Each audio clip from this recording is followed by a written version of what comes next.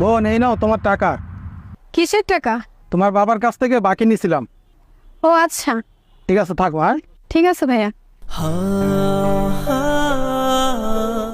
এই নাও আপু টাকা। ভাইয়া কিসের টাকা? চাচার কাছ থেকে টাকা ধার নিছিলাম। চাচারে তো অনেকদিন ধরে দোকানে পাচ্ছি না, তো ভাবলাম তোমাকে দিয়ে যাই। নাও, টাকাগুলো রাখো। ও আচ্ছা, ধন্যবাদ ভাইয়া। ঠিক আছে, থাকো, আমি যাই। ঠিক আছে।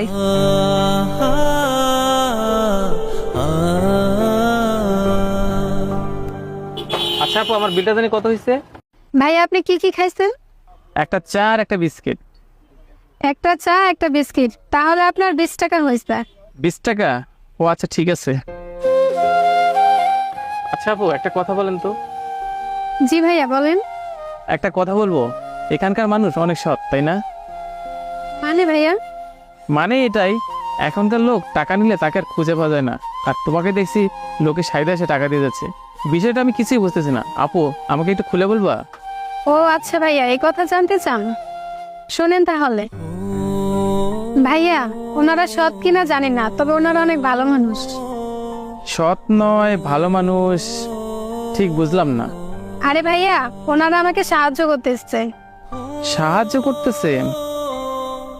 বোন, আমাকে একটু পরিষ্কার করে বলো না, কি বলতে চাচ্ছ? আমি তো কিছুই বুঝতে পারতেছি না।